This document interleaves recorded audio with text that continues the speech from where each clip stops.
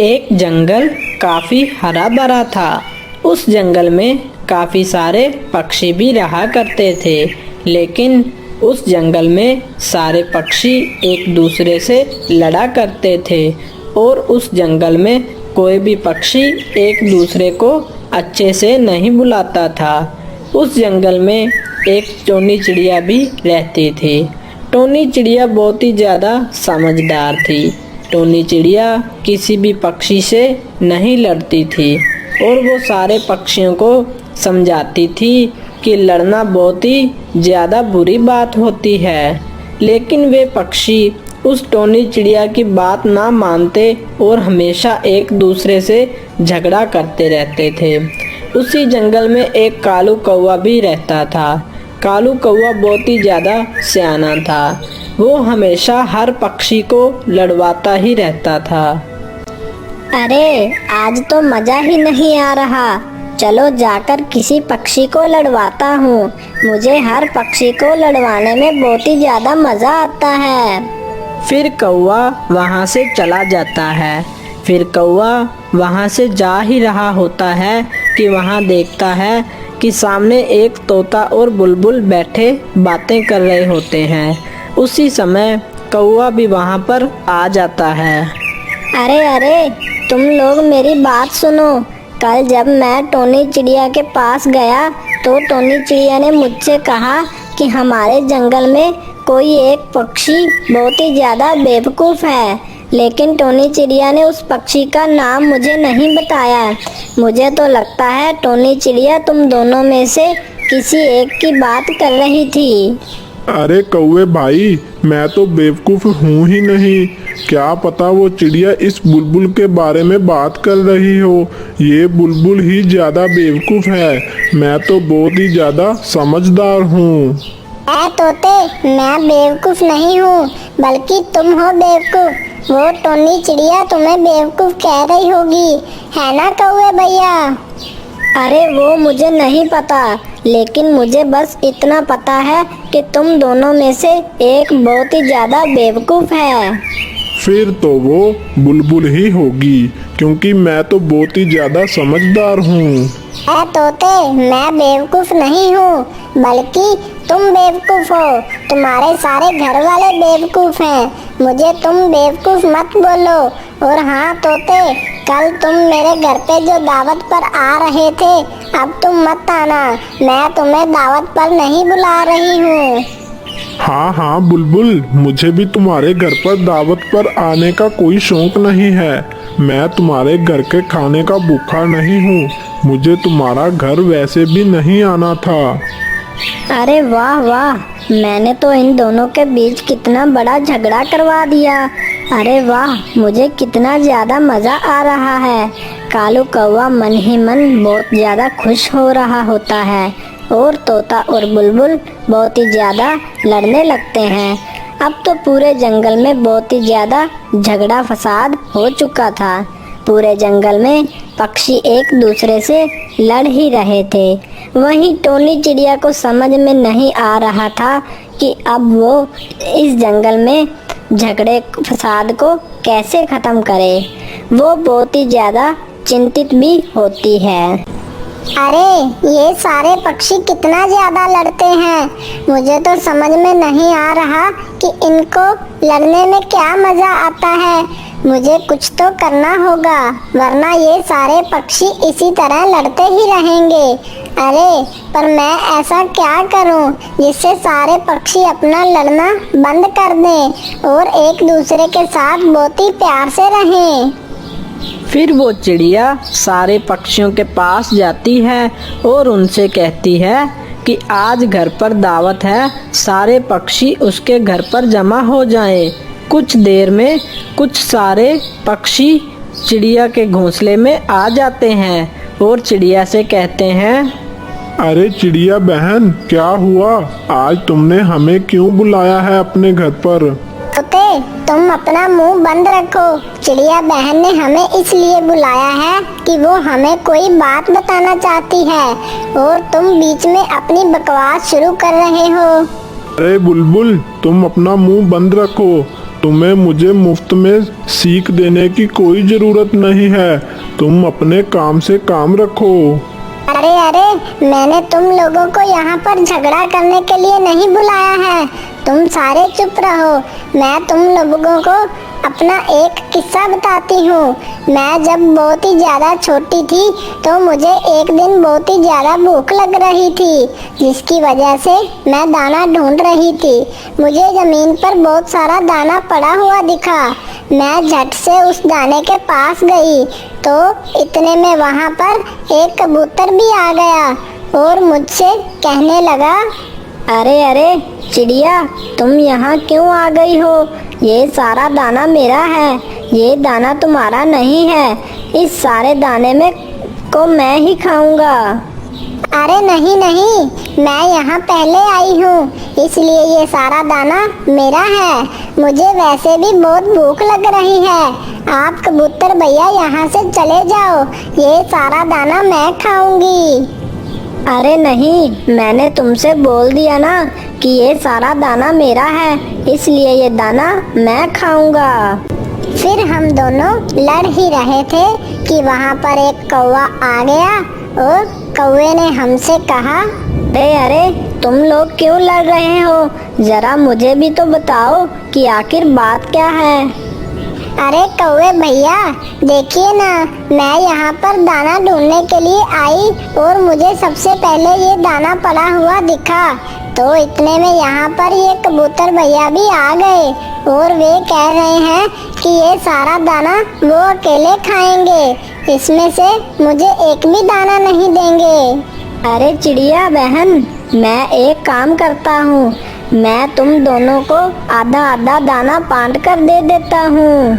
फिर वो कौवा वहाँ पर एक तराजू लेकर आया और उस तराजू पे आधा आधा दाना तोल रहा था। अरे इस तरफ दाना थोड़ा ज्यादा है, चलो इधर से थोड़ा दाना खा लेता हूँ ताकि यहाँ से दाना कम हो जाए। फिर क्या, उस कौवे ने यहाँ से थोड़ा सा दाना खा लिया और फिर वहाँ से ज्यादा दाना हो गया। ये देख के कौवे ने दोबारा बोला, अरे ये क्या, अब वहाँ से दाना ज्यादा हो गया है, चलो मैं वहाँ से थोड़ा दाना खा लेता हूँ ताकि उधर से कम हो जाए। अरे फिर क्या था, वो कौवा वहाँ पर गया और वहाँ से दाना खा लिया। फिर क्या, इधर से दाना कम हो गया। फिर वो कौवा इसी तरह सारा दाना खा गया। अरे अरे कौवे भैया, आपने तो सारा दाना खा लिया, हमारे लिए तो आपने एक भी दाना नहीं बचाया है। अरे मैं तो तुम दोनों के लिए आधा आधा दाना बांट रहा था, लेकिन ये दाना तो आधा हो ही नहीं रहा था, इसी वजह से मैंने सारा दाना खा लिया। फिर वो कौवा वहाँ से दाना खाकर चला गया। देखा दोस्तों, उस कौवे ने हमारी लड़ाई का फायदा उठाया और उसने हमारा सारा दाना भी खा लिया। देखा दोस्तों, लड़ाई से हमें कुछ भी नहीं मिलता है, बल्कि लड़ाई से तो तीसरा हमारा फायदा उठाता है और हम हमेशा नुकसान में ही रहते हैं। इसलिए हमें हमेशा लड़ाई नहीं करनी चाहिए, बल्कि हमें हमेशा एक दूसरे के साथ प्यार और मोहब्बत से रहना चाहिए। हाँ चिड़िया बहन, आपने अच्छा समझा दिया। अब से हम कभी भी नहीं लड़ेंगे और आपस में एक दूसरे के साथ बहुत ही प्यार से रहेंगे। इस तरह वो चिड़िया अपनी समझदारी से वो सारे पक्षियों को लड़ाई झगड़े से बचा लेती है और वो सारे पक्षी एक दूसरे के साथ बहुत ही प्यार से रहने लगते हैं। इस कहानी से हमें ये सीख मिलती है कि हम जब भी लड़ते हैं तो इसका तीसरा कोई आके फायदा उठा लेता है और हम हमेशा नुकसान में ही रहते हैं। अगर आपको हमारी स्टोरी अच्छी लगी तो चैनल को सब्सक्राइब करना मत भूलिएगा।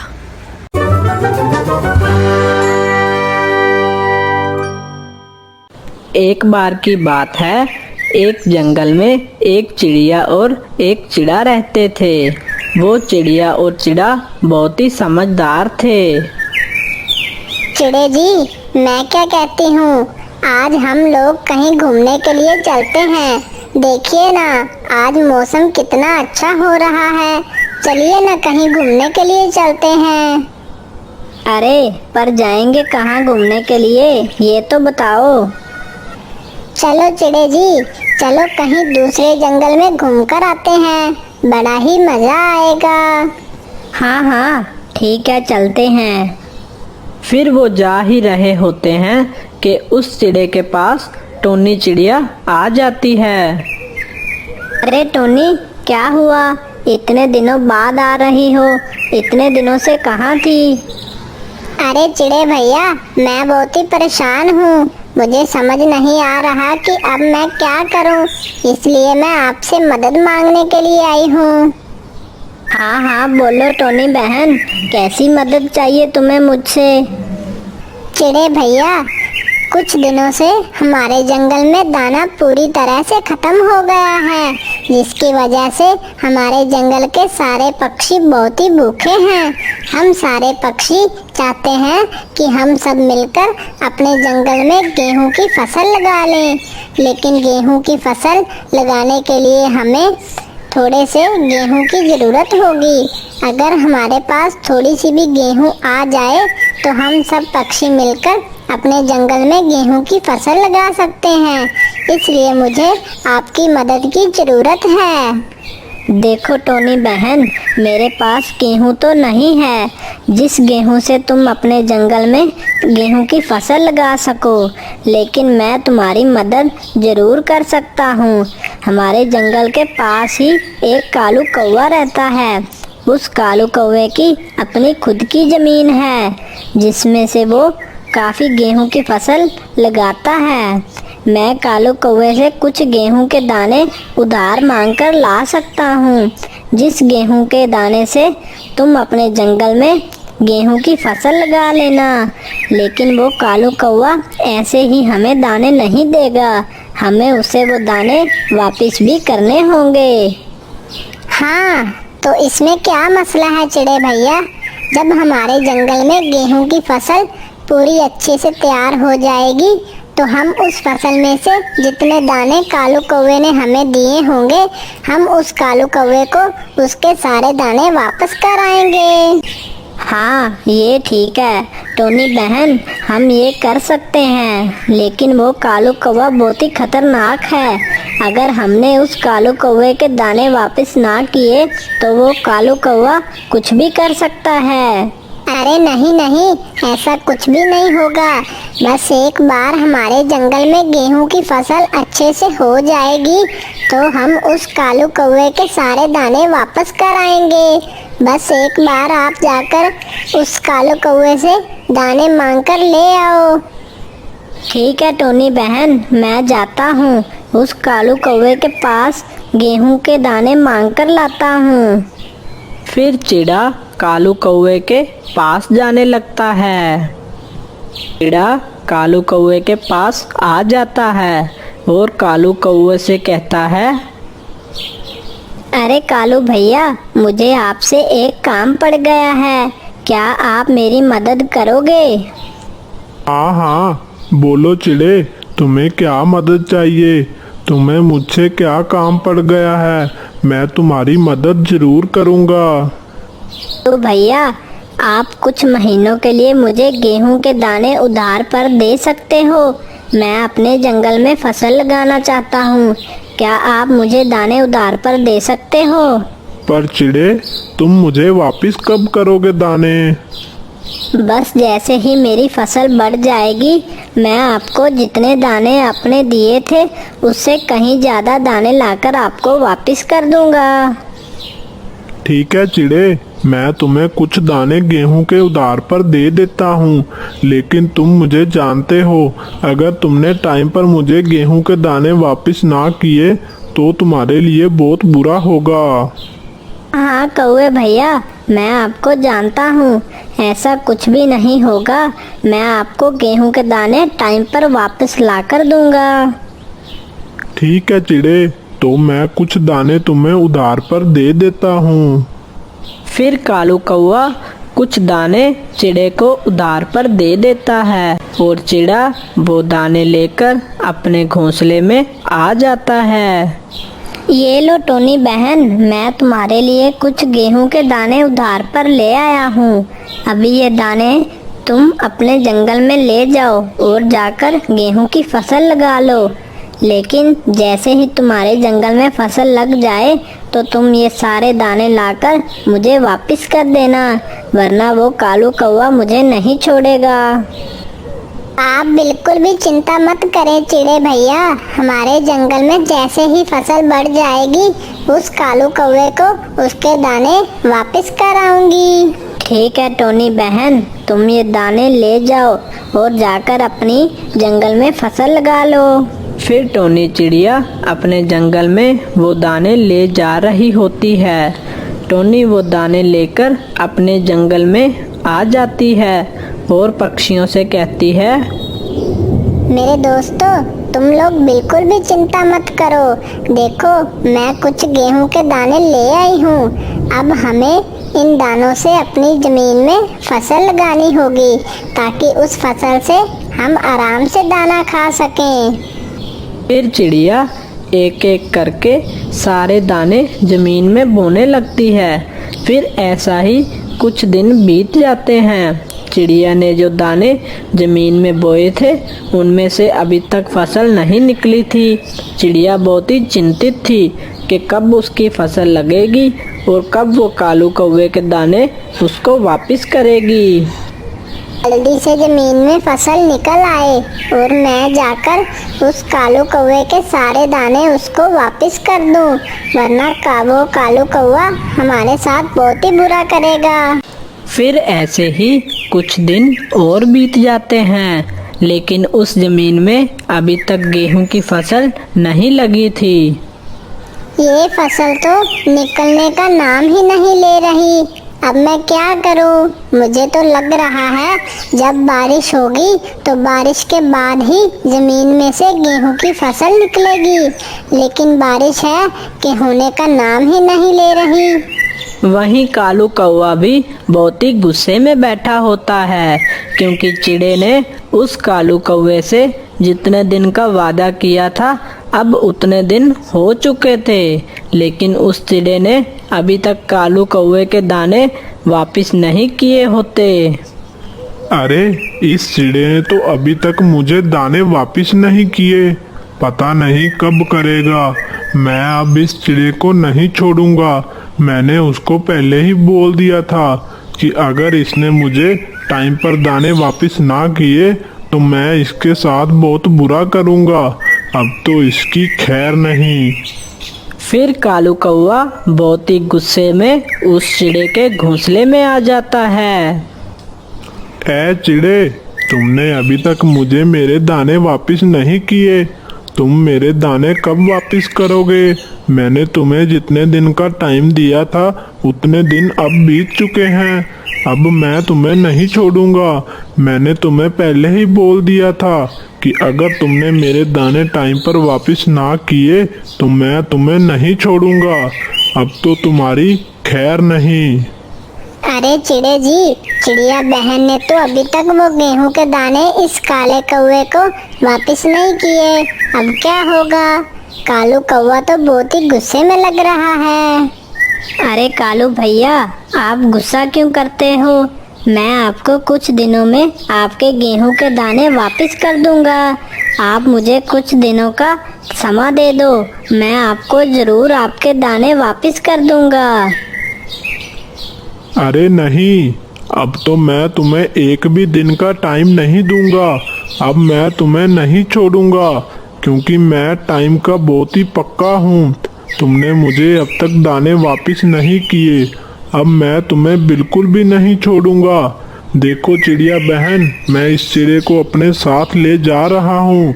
जब तक तुम मेरे गेहूं के दाने वापस नहीं करोगी, मैं इस चिड़े को नहीं छोड़ूंगा। कालू कौवा उस चिड़े को अपने पंजों में फंसाकर अपने साथ ले जा रहा होता है। कालू कौवा उस चिड़े को पेड़ से उल्टा लटका देता है। ए चिड़े, अब से तुम यहीं उल्टे लटके रहोगे। जब तक तुम्हारी पत्नी मुझे मेरे गेहूं के दाने वापस नहीं करेगी तब तक तुम यहीं लटके रहोगे। अरे अब मैं क्या करूं? ये कालू कौवा तो मेरे चिड़े जी को अपने साथ ले गया। पता नहीं ये कालू कौवा चिड़े जी के साथ क्या करेगा। अब मुझे कुछ तो करना ही होगा। किसी तरह भी कालू कौवे के गेहूं के दाने उसको वापस करने होंगे, तभी वो चिड़े जी को छोड़ेगा। चिड़िया टोनी चिड़िया के पास जाने लगती है।